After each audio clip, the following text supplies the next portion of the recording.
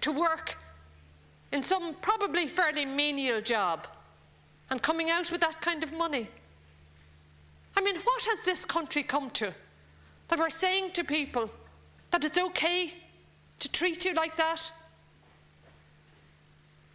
I mean, it just beggars belief that these people in government, these people who have been swanning around for the last, 13 years in their Mercedes, oblivious to what's going on in the real world, can say to people, it's okay for us to cut your pay so that you, after working for 40 hours, get €297.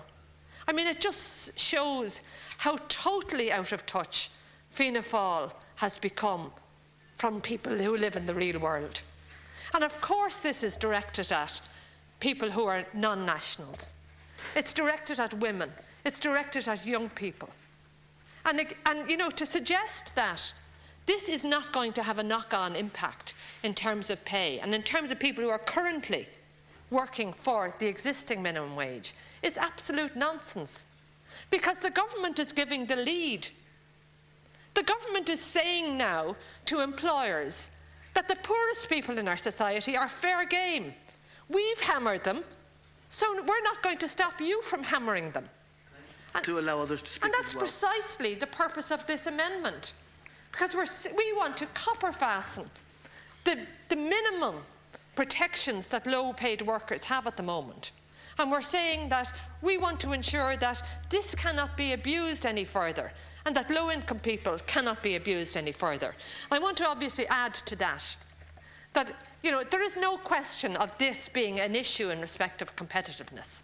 And that lie has been peddled in recent times. The average wage in this country is €22. Now, people are recruiting on the average wage of €22. So the minimum wage has nothing whatsoever to do with that.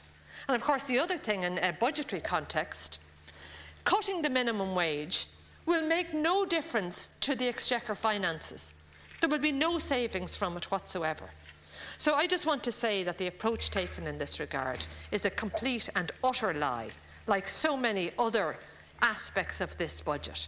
And I just hope that backbenchers here today, and the Green Party, and those, those three amigos up at the back, the Ballymagash politicians, so we have Jackie Healy-Rae, Michael Lowry, and Joe Behan, the people who really bring this House into total disrepute. I hope that they realise what this budget will do to their constituents, and I hope that their constituents will act accordingly. Thank you.